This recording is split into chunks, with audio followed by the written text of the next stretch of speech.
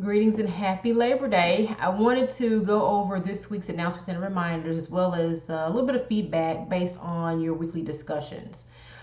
So this week's readings will include chapter 2 in meals. So I know last week was very reading heavy with multiple articles, but this week will be chapter 2 in meals, and this is the ethics week. And so in addition to that, there will be a couple of videos that I have listed in the week 3 folder. And so those videos, one has more of a lecture vibe. That's the second video. It's a tad bit longer than the first video, which is more of an animated video and more of a quick overview of the ethical process of conducting research. So I want y'all to watch both those videos in addition to reading the chapter 2 in the Mills text. Additionally, there is also a PowerPoint called Maximizing Benefits and Minimizing Harm. And so that is also in the week 3 folder. So this presentation was one that I gave when I was in my doctorate program. I did at a conference called the Southwest Educational Research Association Conference. And so you may find that there's some information there that may not pertain exactly to you, but I want you all to get the gist of the IRB process. And so that's a PowerPoint that that we're using both in this class and in the other section of Action Research. And then, of course, your discussion videos are due on the 8th, okay?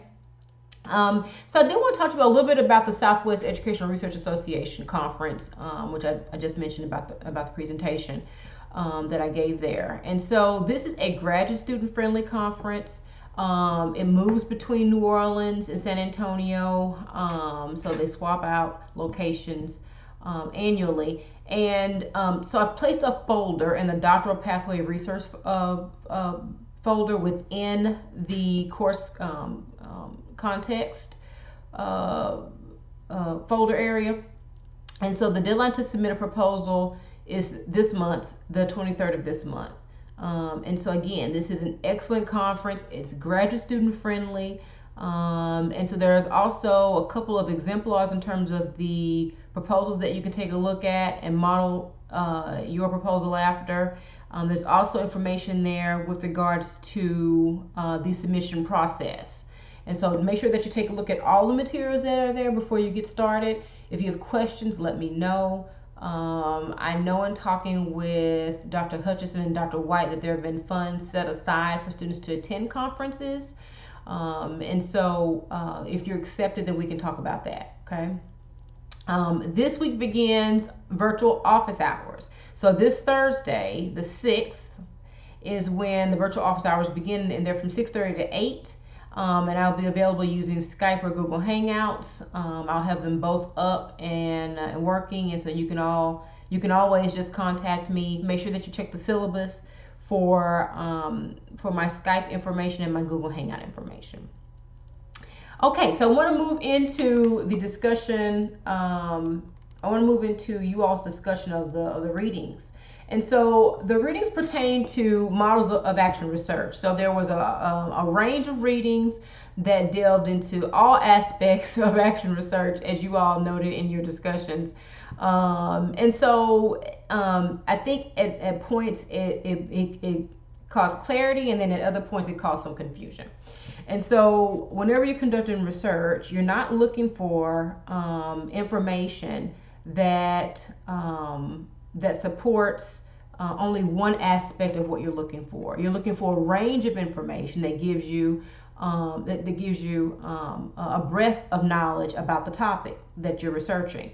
And so that was the goal, and that's always the goal of the readings that you'll have in any research course that you take, or at least it should be, and that is to be able to give you a wide range of perspectives about what it is that you are studying. So I want to begin with the Costello reading. And so so there was some information there about various aspects of how you all will improve your practice. And so so every day, okay, you all are working to improve aspects of your practice at the micro, meso, and macro levels, okay? And so I know you all have heard of micro, meso, and macro. And so, so micro is focusing on the individual level, okay, a more of directly or individual scale, okay, of information. Okay, the meso is an intermediate level, so that may be like, let's say your PLC, so a small group, okay. And at the macro level, we're talking about large scale, so we're talking school wide or district wide or even beyond the district. So those are ways in which I want you all to think about how you conduct and utilize action research. Okay, and so as mentioned throughout the readings, it's important to enact a balanced approach to how you conduct action research. So what does that mean? That means that not only are you to focus on your practice and how to improve your practice, but also to equally focus on solving the problem. Okay, and that problem may be one that is an immediate problem, which is more of a technical focus, okay, or it may be a problem that focuses more on generalized practice or larger scale implications of practice, and that's more of a practical focus. Okay, I know there was some confusion about technical and practical action research. Also, the approach is systematic. So this was very interesting because many of you talked about how you thought that it was interesting that action research was described as a systematic approach. So it's a systematic approach, and it allows you to move from one step to another. Okay, so the process is very iterative, and although you will see within the process that here are steps, that there's a cycle. Okay. There was one figure that showed that there was a cycle, and then there were arrows going other directions. Okay, and so that is to illustrate, okay, that although you may be able to go through the cycle, okay, step 1 to step 2 to step 3 to step 4, throughout the cycle of action research, that you also may have to double back to an aspect of the cycle. Okay, and that's what makes it more of an iterative process. So you may get to a point, you may get more information, you may receive more data, and then based on receiving the data, then you may decide, okay, I need to go back to another step. And so that's also empirical. Okay, it's empirical in that you let the data drive your decision making. Okay, you let that drive your next steps. And so yes, it is a very iterative process, and so you may not move through the steps as smoothly as you may have originally thought with the earlier readings. Okay, let's see here. So I do want to talk about empiricism. And so again, so there was some mentioning about the systematic approach to action research, okay? And then I mentioned last week that research is on a continuum, and that there's a slippery slope when we think of qualitative versus quantitative and everything in between, okay? And so there's a slippery slope when we think of that there's quantitative here, there's mixed here, and then there's qualitative over there, because again, limited knowledge would have one believe that qualitative research is the only way to conduct research, and I've heard that from people, okay, who think very negatively about quantitative research. And then there are folks that talk about quantitative research being the only way in which to conduct research. And again, that comes from a very limited knowledge base. And so the point is that research is on a continuum, okay? And when you create your research question really informs the way in which you will conduct your research. There are qualitative research questions, there are quantitative research questions, and there are mixed method research questions, okay? And so the goal of any research and how you conduct that research is how best to answer the research question, okay?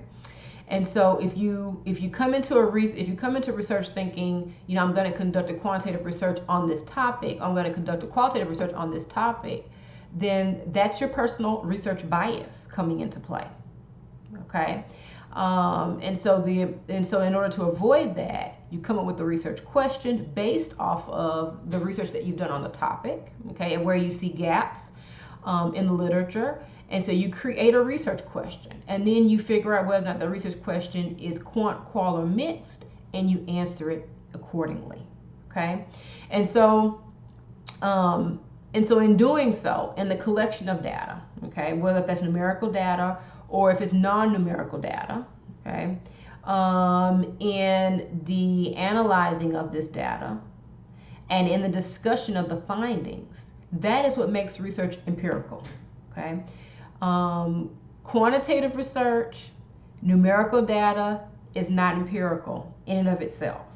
Empiricism, okay, and I think I provided a quote to groups about empiricism, but I do want to share that with you all. But a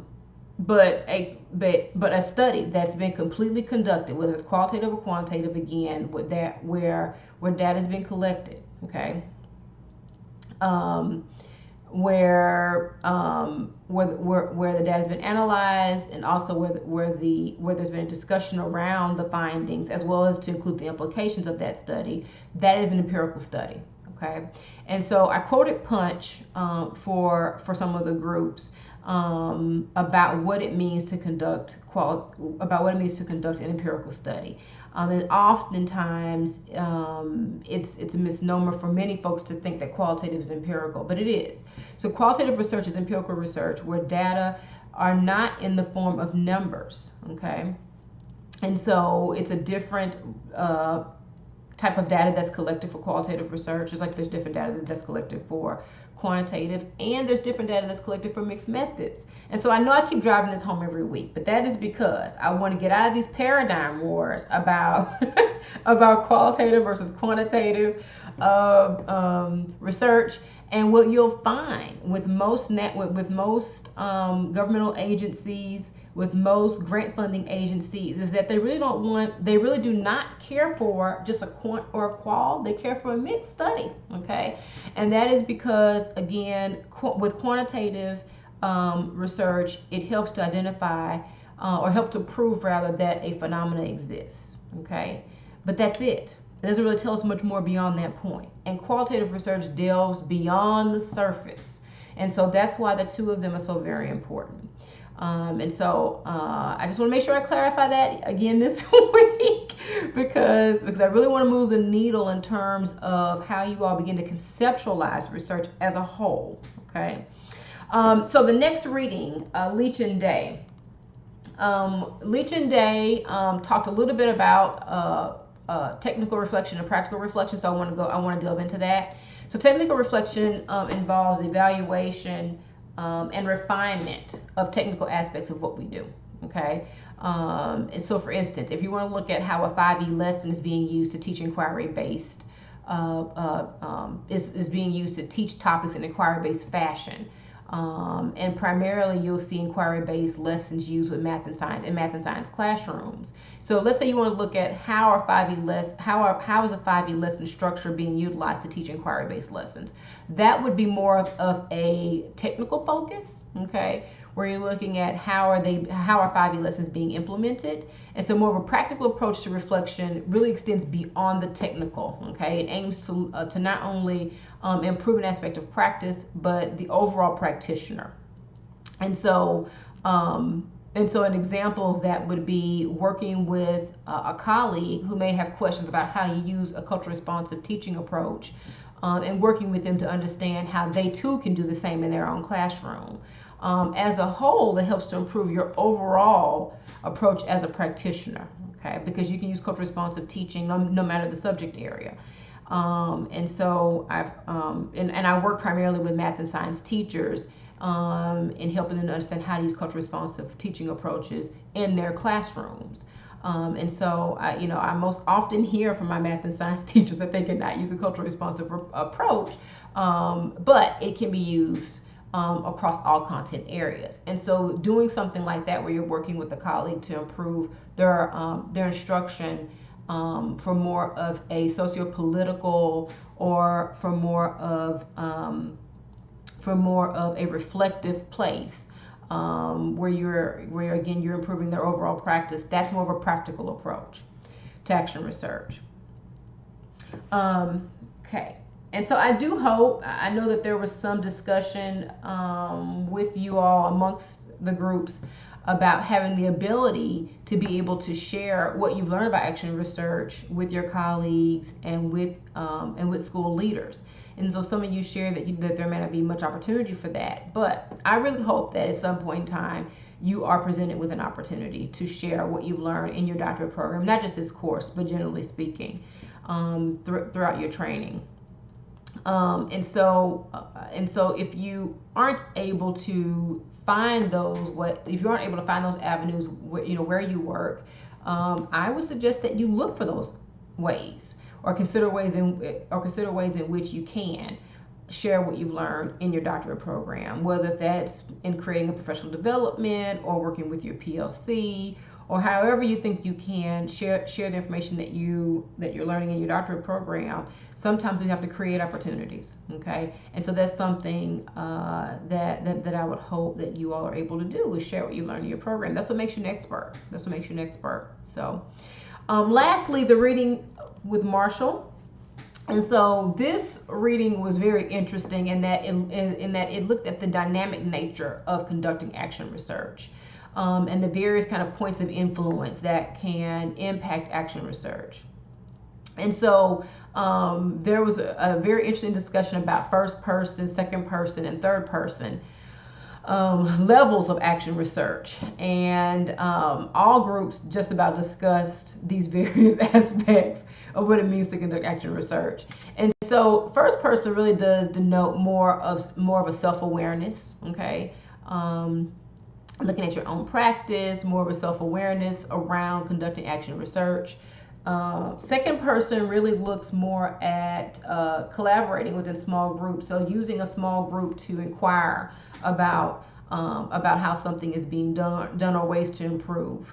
And then lastly, the third person involves more of a large-scale collaborative inquiry. Okay, so that's something that you may see where at the throughout the school level, that you may be trying to implement a policy or a practice.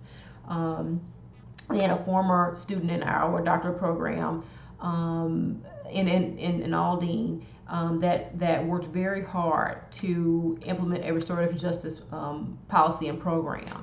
And so with great success, I might add. And so that in of itself was an action research project in a third person approach at a macro level. Okay. And so that is an example of action research happening in the third person. And then these levels of action research can be interwoven or nested. Many of you talked about that, which was very interesting, how the Marshall article talked or discussed rather how each level can be nested within one. So you can be conducting action research in the first person, but that can be nested in a second person group collaboration of inquiry. And so that's very true. And if you think about it, that's the way that the world really works. Oftentimes we have issues within issues within issues. And so with action research, it does allow you to look at the way in which we conduct instruction, the way in which we lead, various policies that we implement, processes that we utilize at various levels that also impact other aspects of schools. And then also, lastly, there was the video, okay? There was a video about Baltimore schools and improvement science. And so improvement science is action research, okay? And it's gaining popularity across the U.S. And it's something that we're seeing a lot, especially an aspect of conducting research that is gaining a lot of notoriety in EDD programs. And so I want to make sure that I shared that video with you all, so that way you can see the practical ways in which action research is being utilized, and that this type of action research is also known as information science. So I want you all to see that. Is also known as improvement science. So I want you all to see that, because we're continuously looking at ways to improve what we do. One group mentioned, which I thought was a phenomenal point that was made, was that once we do something well, then we typically move on to something that needs more of our attention, rather than doing the work that we need to do to actually do the research on the thing that we did well and how we did that. And so that's really important to be able to capture the ways in which we do things well, so that we can continuously do those things well and improve. Okay, so you all made really great salient connections, okay, between your practice and the readings this week.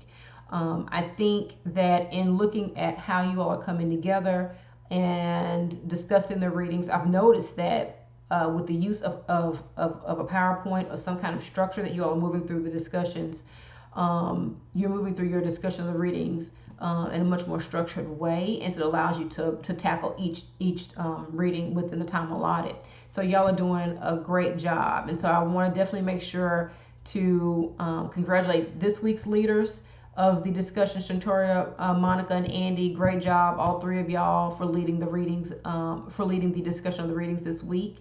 I want to make sure that I reiterate that office hours do begin, that they will begin on this Thursday the 6th. Make sure that you contact me if you have any questions. I hope you all are enjoying your Labor Day. I know I am. And I want you all to have a great week, okay? And I look forward to hearing from you all. All right, have a great day. Have a great week. Take care.